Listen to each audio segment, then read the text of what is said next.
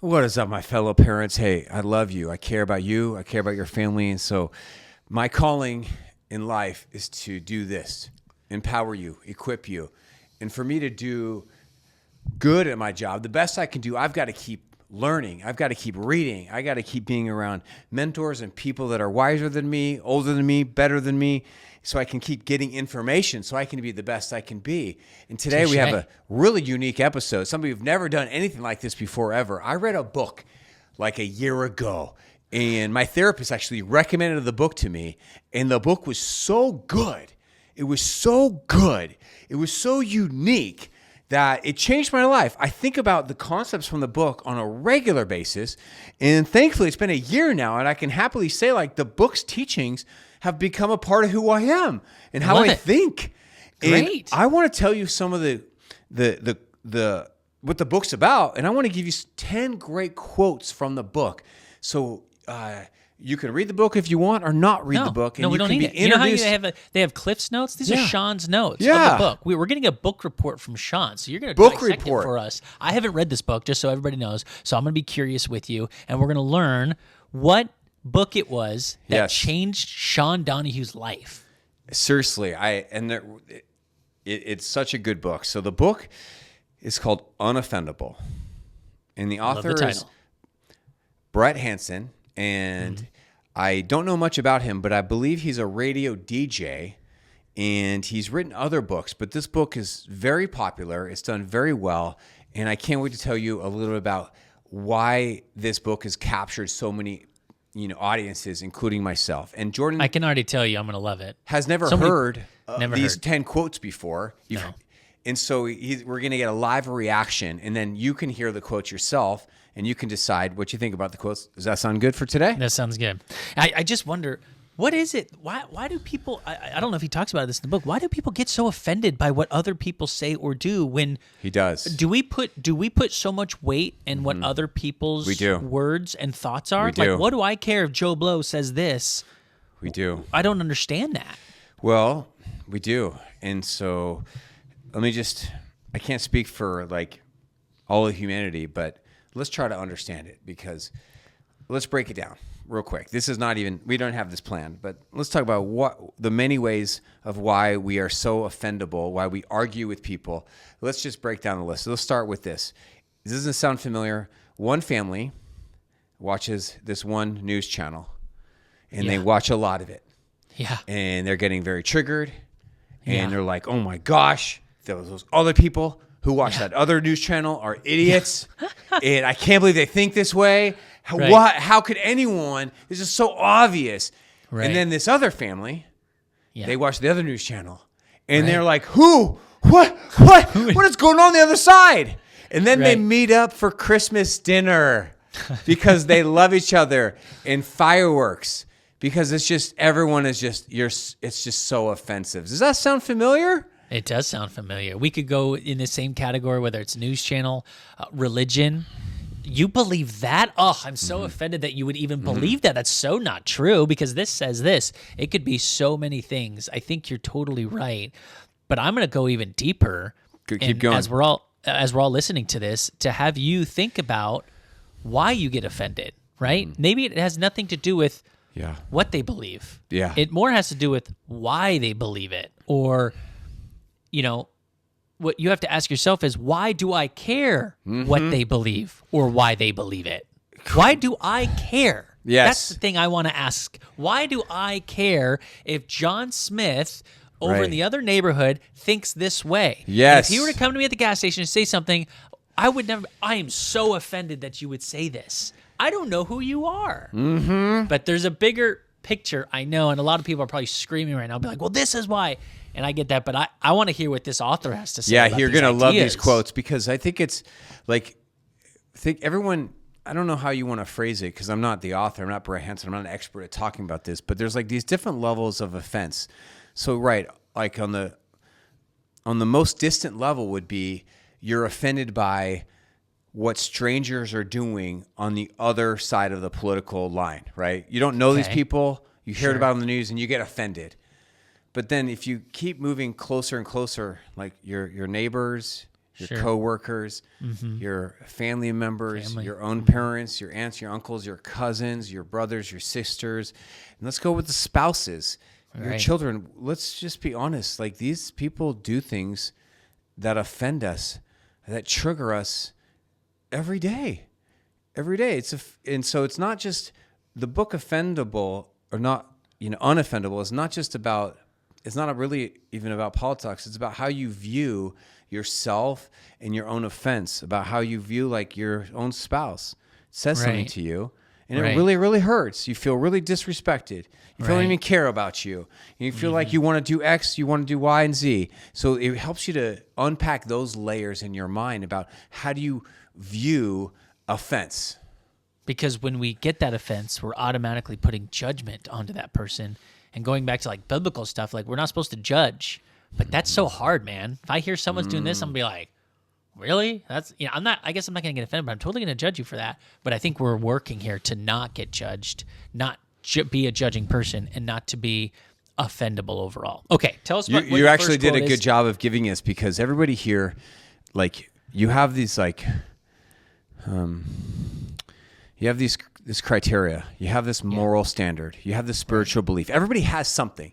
Whether you're the type of person that says, I want to be a good person, or I think I'm a good person, Right. or you're the type of person that says, look, I have a deeply religious convictions, and this is what I would strive to be. Like, we all have a goal, and what Brett is going to help us understand is our understanding and our relationship with judgment and offense in the human experience. That's kind of how I phrase it. You ready? Okay. Ready for the first quote? Yeah. Here we Yeah, go. give it to me. Okay.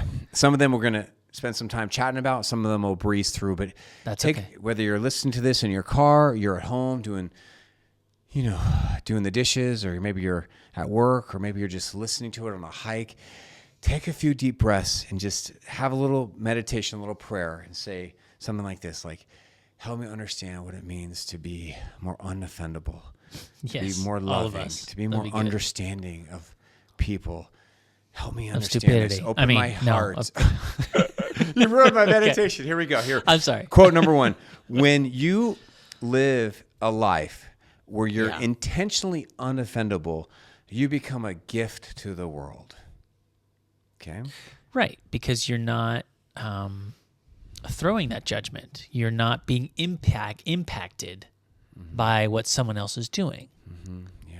Maybe you can come to the table with a clean thought on the matter because I haven't been offended by it, or my judgment hasn't been altered by it. But the problem is how to get there. Imagine your spouse and you say something, and they would typically be very reactive to this. Yeah. Wouldn't you love it if they were to live this quote out? You live a life, they're living a life where they're intentionally unoffendable, and now they're becoming a gift to you because of how they're responding. So doesn't that make sense that can you envision that, right? How Yes. good that I is. get, a okay, gift. so I've got someone comes up to you. Oh my gosh, can you believe so-and-so did this, blah, blah, blah, blah, blah. Aren't you mad? Why aren't you reacting with me? Like, you don't understand what they just did. Like, why aren't you riled up? You're trying to say is I'm that person that's staying calm, cool, and collected. So you can come to me at any level, and I'm going to give you that same reaction. Well said. I think quote number 1 is like a powerful reminder that releasing offense not only frees us, but also makes us a source of peace and healing for others. Totally. That has to go with like forgiveness, right? Forgiveness is really there for us Yeah. because it could dwell inside of us Quote number 2. if we don't. Choosing to be unoffendable means choosing to be humble. Let's break that down. I like that. I need your help understanding that, because it's like, what does that mean? How is being unoffendable, help me understand that, Jordan, related to humility? I think because let's say you are the best golfer in the world. You're the Babe Ruth of baseball. You Okay. are the best data analyst out there. I don't care what it is. But if you think you're the best, even if you are the best, you're not being humble. Being humble means no matter how good you are at something, Yeah. knowing that can be taken away from you at any moment, or someone else could basically surpass you. That's good. So Yeah. I think if I think I'm the best and I know I'm the best, and then someone else beats me, I'm going to get really upset. That's I'm good. Gonna get offended. Yes. I'm going to get triggered. Yeah. I'm going to get mad. I'm going to get... But if I always stay humble, I'll be like, listen, I know I'm the best for now. I know I've got these for now. I'm just honored to be here. Yeah. What was it that just happened in NHL? There's this hockey player that just surpassed Wayne Gretzky for like the most goals of all time. Yeah. Wayne Gretzky was there to congratulate him. Can you imagine if Wayne was like... I know. Right? Like the opposite? Right. Like that's not cool. It's so much better to embrace that with joy and love and be like, dude, you did it. Like, this is so awesome. I had a little vision pop into my head as listening to you. Okay, so imagine I'm driving in a car and I am not doing well. I'm acting out. I'm reacting. I'm pissed off. And I'm letting everyone in the car have it. Right? And I'm just not doing well. You with me? And then all of a sudden, a child in the back seat, and then He's yelling, screaming. says one thing. Oh, yeah. Okay. And you're already not doing well.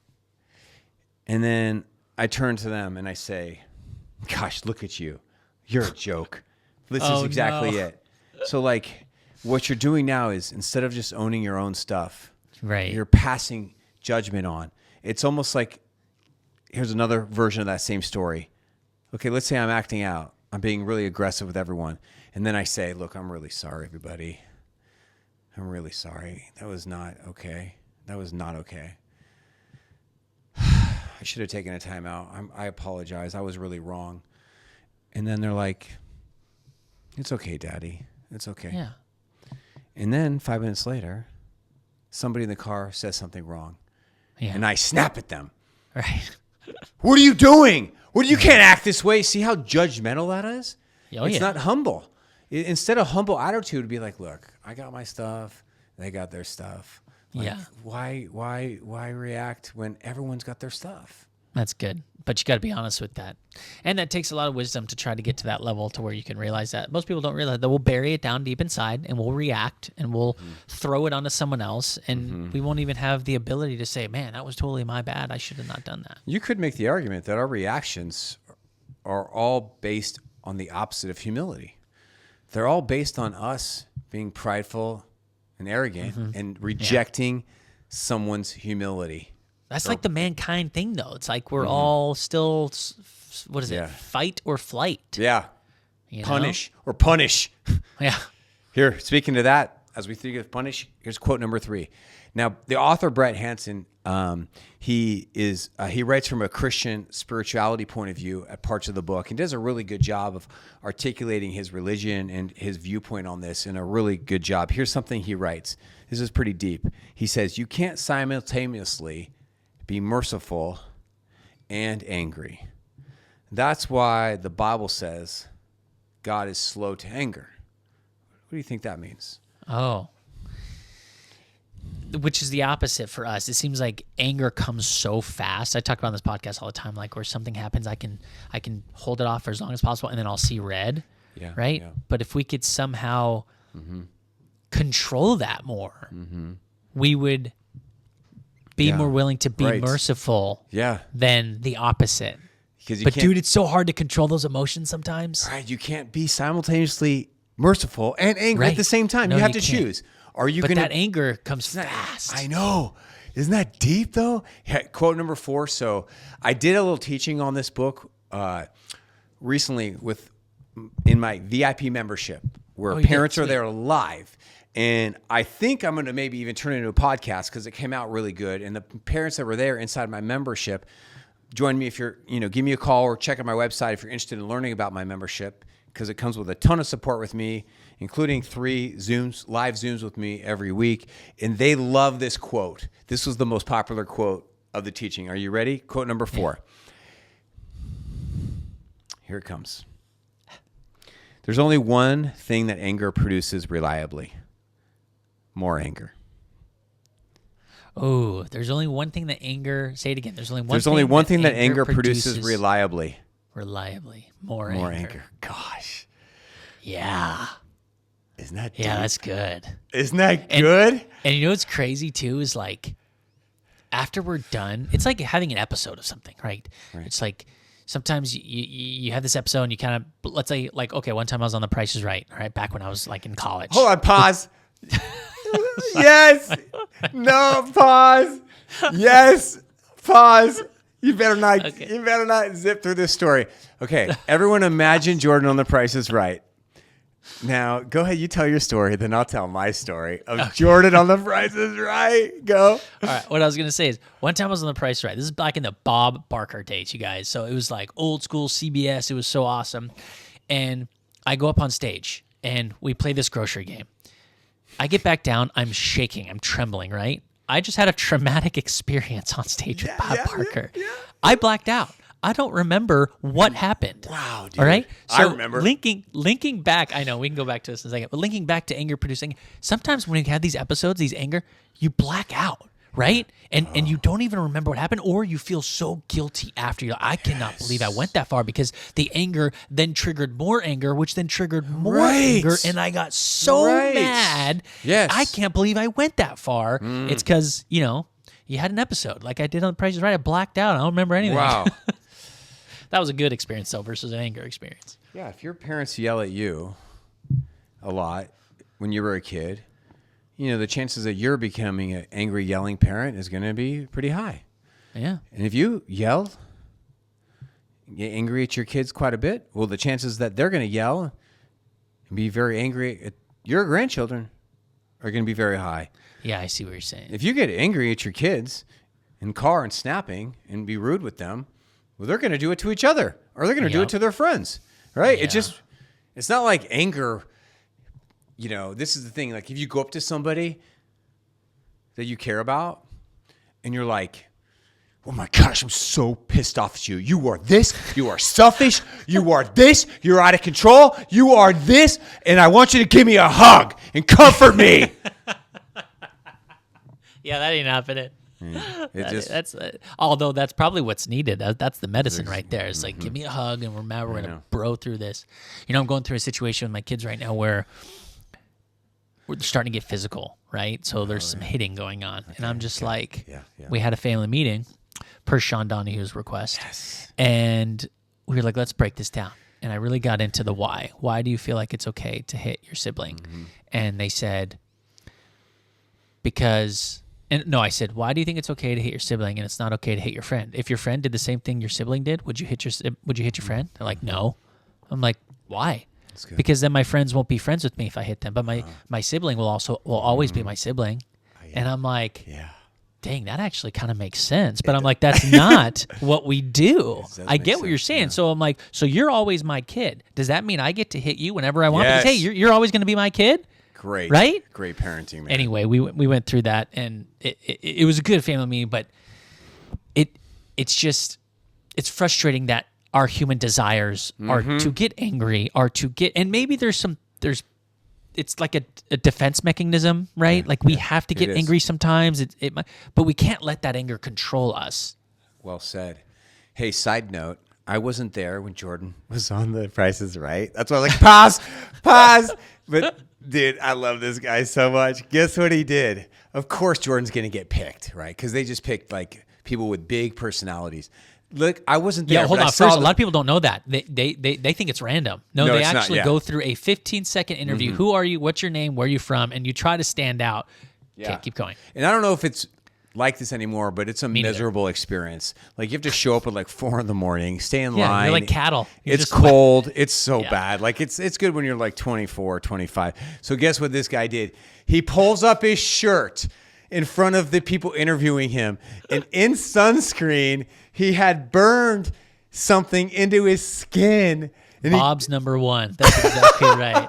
I wrote with sunscreen Bob's number one, and then I went out in the sun and baked my belly to where everything got sunburned except that. And so instead of going with a shirt, I'm like, what's better? Everyone makes shirts. I'm gonna go with some. I'm gonna get almost a tattoo of Bob Barker so number cool. 1 on my belly. Dude, and Jordan tans. He like has the most amazing tan with like in 10 minutes being out in the sun. So it was such a great video. I love that. And you won. And you won. And I got picked. I went up there, blacked out. Won a trip to Portugal. Yeah. And did you go to Spun Portugal? the wheel. Dude, Yeah, I went to Portugal. Me Yeah. and Danny went to Portugal in college, and I spun the wheel. That thing is heavy. It is so heavy, dude. No wonder that thing can't spin. It's hard to get that thing around in a circle. Wow. I overspun though. I think I spun like $1.20, and I was like, "Oh, you're out." Bummer. Okay. All right. Good story though. Great story. Pause. All right. Quote number 5. Anger is extraordinarily easy. It's our default setting. Love is very difficult. Love is a miracle. Yeah. It's so funny too. You'll see this, especially right now when people are searching through the social media accounts, you'll see these like political events where people are going and they're just screaming at each other. And you'll have one side like trying to stay calm and cool while the other is like frantic and screaming. And it's man, it's so hard to keep your cool in moments like that. But you can totally tell who's the calm, cool, collected, graceful one versus the one that's just allowing anger to take over them. I think if you were to, as we get ready for our next quote here, I think if you ask 10 people, what does humility look like in relationships? If you were to, handle someone with kindness, extra gentleness, extra grace, what would that look like? So imagine like, one of your friends comes up to you and says some really horrible news to you, like, hey, I have cancer. Or someone you love comes up to you and says, yeah, I just got some really, really horrible news. I would predict that most of us would respond with more humility and gentleness towards this person. And that kind of like good call preface helps us get ready for our 6th quote. We humans, Brett writes, are so quick to judge others and pass. Let me restart again. We humans are so quick to judge others and give ourselves a pass, especially in parenting. Humility is everything.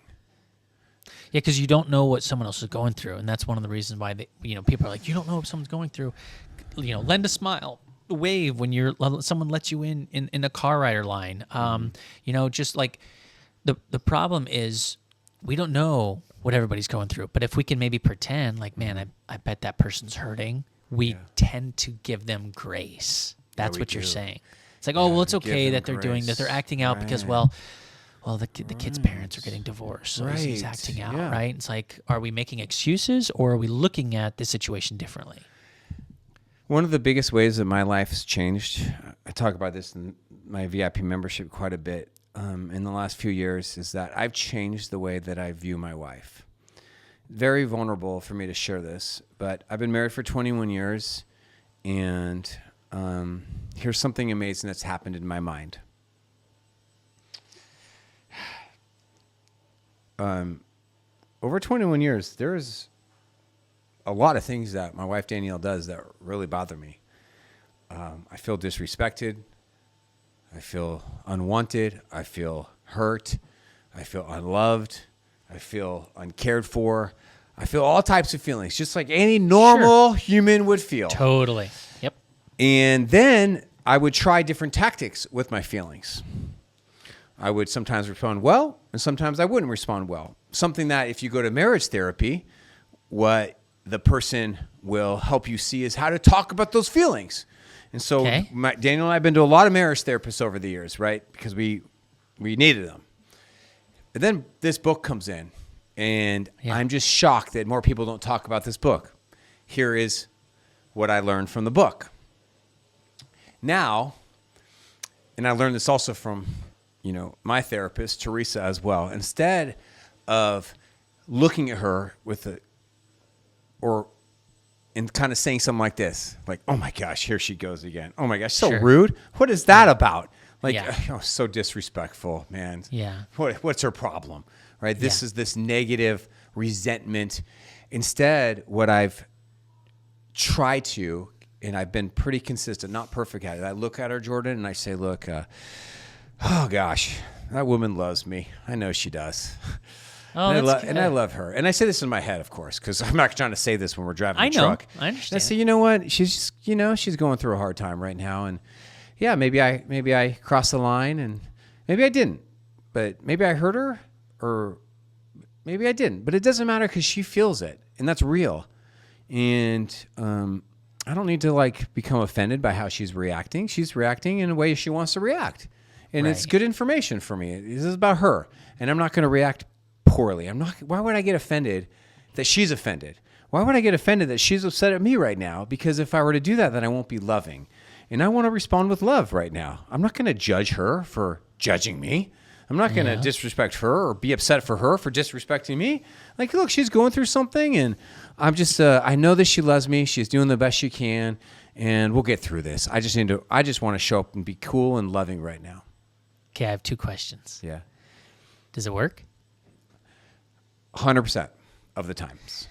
100% me choosing love in a loving heart and attitude, it 100% works for me. Yes. Okay. Now, second question is, can you do this self-talk every single time? No. Or does sometimes it takes practice? I've been practicing it for a long time. Yeah. But it's a great, like, I look at that, I'm like, dude, that is so cool. Does he do that every time? Because sometimes I would forget to do it, or I'd be so mad at, Dude, I mean, it's almost like you need every day, numerous times a day for years working on this, because what the old Sean would be very reactive, and it would let myself become hurt. And I realized, why am I letting myself become so hurt? Oh, that's like, good. she's not trying to hurt me. She loves me. She cares about me. She is hurting me, but that's because I'm determining it and viewing it as hurt. Okay, yeah. And so why would I look at that as hurt? Because now what I'm not talking about is like turning my feelings off or becoming unemotional. Absolutely not. Like, I still hurt. And if I want to, I could share with her in a loving way. Yeah, that hurt. I can be offended or hurt sometimes, but I'm just feeling so free, realizing how rarely I actually am going to let something hurt me.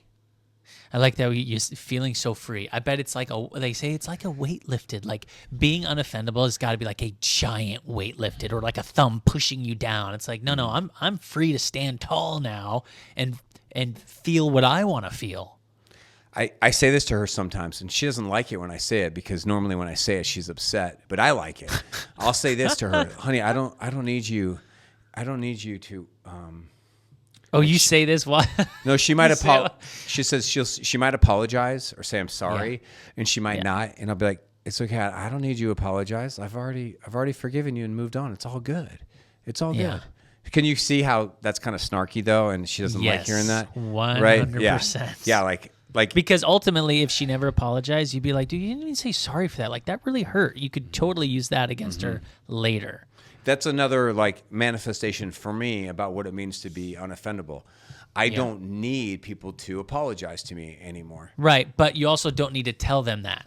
Exactly. Because sometimes the people need to tell you they're sorry for them. That's right, yeah. Not for you. Yeah. This is for them. Yeah, so like it's another way I think about it too, like giving your power away. Like if I'm going through something, like it happened this morning. Like this morning in the bed, in the first 5 minutes of waking up, I was having a conversation with my 8-year-old who jumped in our bed. Yeah. It's spring break, about what she could do today, about what she was going to do today. She could do this. She could do that. She could go jump on your mom. I'm still sleeping. She could go in the spa. She could have a friend over. And my wife was very offended by this. And she told me. Oh, okay. And she had a good point. Because I had never checked with her. Right. If these are okay, you're like, I'm still working. You can do whatever you want. I've never checked with her. And so you're telling her she could go see a movie. Are you going to drop her off? Yeah, exactly. She's going to have a friend. Are you going to watch her with her friend? That's exactly how it went down. And I'm doing a podcast right now. You're going to be doing a podcast. You're like, and then, now the 8-year-old is like, she's like, you can't do any of that today. So then the 8-year-old who just woke up, who's cranky pants, now she's offended. Yeah. Dude, this is such a real family story right now. This is why my kids, like, we get in a situation where my kids are coming home at different hours because one's got gymnastics till 9:00, this one's got this. Yeah. And so like me and Daniel eat dinner, but then we're playing Uber and we finally, okay, what do you guys want to eat? And they're like, I don't know, what should I eat? I stopped giving them examples of what they could eat because they say no to everything. So they annoying. say no to everything. Right. So when they come to, I'm bored. Okay, Right. well, figure out something to do. Well, what should I do? Everything I tell you, you're not going to want to do. So you come up with your own freaking rules. Dude, oh my gosh, so good. It's so good. true, So then, though. That's yeah, so the pattern funny. for me is that in the past, and I still struggle with this, is that my wife gets more offended, much more than I do. But then the way she handles her when she's offended then gets me feeling offended. You with me?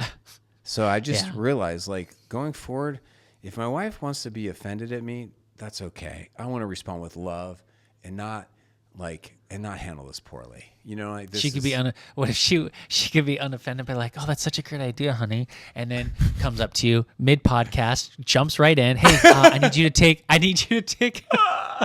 You said it was okay this morning. What do you mean you can't go? Hey, Jordan, how's it going? Sean's got to go. Sean's got to go. He promised our daughter that she could do this. Danielle, this is very offensive. I'm in the middle of working right now. That's exactly right. That's exactly right. All right, here we go. All right, number seven. Here we go. Let's keep it going. Okay. People who let go of anger and offense make the best kinds of friends, spouses, parents, and neighbors. Yeah. Let me say it again. Let me say it from the rooftops. People who let go of anger and offense make the best kinds of friends, spouses, parents, and neighbors. Yeah. It's so true because you don't have to walk on eggshells with them. You know, if you have something bothering you and you want to release that anger or energy, you know they're not going to flip out. They're not going to get offended. Maybe they're the ones that'll give you the best advice because they are unoffendable. Yeah, they're emotionally safe. And I think it says, I don't want to over psychologize this, but I think that many psychologists will tell you this, that your relationship with offense might have something to do with your own self-esteem and your self-view of yourself, because it's not rock solid as it could be, and therefore you have a hard time being flexible around people and their different views or how they view your views. That's versus good. Somebody who's very confident in themselves. They are flexible and they can be around people who have different views, and it doesn't threaten their identity or their emotions. That's very wise and I could totally 100% agree with that statement. Okay, let's go. Let's go to the last three. Number 8. You'll never regret choosing grace over fury, especially not with the people you love most. Can you imagine if someone did regret, I was just so gracious. I should have totally leaned into her about that. I don't think that's ever a thing. Right? Oh my gosh, I was so loving that day. I'm just too loving. That's right. Now, with that being said, you might mistake that statement because you say yes to everything and you're pleasing everybody, which means it's because that's the way I show love. I say yes, and then I deplete myself because I say I have to do everything to make sure that they feel loved. No, that's not what he's saying. Because that you could be regretful of and be like, no, I need to learn to say no, but you could still be graceful. Hey, I got this new bracelet. Oh yeah, let's check it out. What does it say? Well, it says WWJND. Not WWJD, right? Like, what would Jesus do? WWJD. From like the What would 90s. Jesus do? Yeah, I'm just really trying to WWJD. do the opposite now because I'm just being too kind and loving, and I'm just trying to do a fury for everyone. Yeah. All right, number 9. People made fun of you in high school for that. They're like, wearing a WWSD bracelet, what would Sean do? Is Sean going to allow you to do this? I would get teased for that all the time. What do you mean? I don't know about this bracelet. I've never had a bracelet like that. No. It's like kids, like, let's say in high school, kids would try to pressure me to drink or to smoke. Oh, okay. Right? Or to do bad stuff. It's like, is that okay? What would Sean think? People would bring my name up? 100% all the time, because you were like, we would look at you as like a great mentor, right? Okay. And they were trying to break that ideology. Right. Oh, and they'd tease us if we wouldn't do what they were doing, right? Which is ultimately not the great stuff. So. Yeah. Oh, interesting. I never knew that, man. I never knew that. Okay. All right. Number 9. All right. Number 9 quote from Brett Hansen. He writes, "Being unoffendable doesn't mean ignoring wrongs. It means responding with love instead of outrage." okay, so I'm not burying my head in the sand about, this. I'm just not getting as upset about it as you because I have a head that is very level thinking. That's good. I see what you're saying. Yeah, like It's like that bothers me too, but I'm not going to go scream at my neighbors because they put a sign in front of their yard about blah, blah, blah. I'm going to think about it calm and collectively. Yeah, like I think it would be understandable for somebody to say, yeah, I'm upset. Of course I'm upset. This is what you just said to me. Well, I'm not a robot. Of course I'm going to get upset when you say these things. Okay? Right. Like that's Right. understandable. You're in touch with your feelings. You might be expressing yourself well. Maybe you're being articulate. But what the author is trying to invoke in all of us is like, do you really want to do that? Do you want to choose to let yourself get that upset? Being unoffendable doesn't mean ignoring wrongs. It means responding with love instead of outrage. And that tone that I just modeled for you, and that this person was really outraged, right? It's like Totally. you're And really upset. We get why you can be really upset, right? But it's like, what is the outlet of that being upset? Is it to yell and throw a temper tantrum, or is it to try and actually fix a problem? Is it to go and talk to someone on a deeper level about a misunderstanding? Yeah. I think that's what he's trying to say. I think that something I haven't quite mentioned yet that is just so mind-blowing for me personally is that if you go to marriage therapy, you're going to get some great communication skills, hopefully from a really talented therapist. You with me? Do you agree? Sure. But, But which I'd never experienced from a therapist or ever got is this concept, what Brett is teaching us. So instead of saying to your spouse, yeah, honey, that really hurts my feelings. I really don't like it when that happened, which is fine. It's a good thing to say. Instead of saying that to your spouse, say this to yourself. You know what? My spouse loves me. It's okay. They're not trying to hurt me. Let's just water off the back that, and let's just keep going. All right, let's keep moving on. Yeah. Right? Yeah. It's hard sometimes to do that, but it's good to do that. Yeah. Yeah. All right, we're down to our last quote, number 10. Okay. What is it? All right, Brett writes, the more I try to control everything, the more miserable I get. The more I let go, the more joy I have. Yeah. Ain't that the truth? We try to wrangle everything, our finances, our children, our families, what they think, what I think. I think what he's saying is like, put it in God's hands and everything, you'll be so much happier. She's like, dude, I don't have to stress about this. I love it. Yeah. He can stress about this. He can handle it. I can't handle it. That's too much for me. I have a friend. They think they carry that saying, I carry the world on my shoulders. Ooh. It's like everything they read impacts them on a deep negative level. Yeah. And the world will kill you with everything going on. You have to have a way to be free from that prison.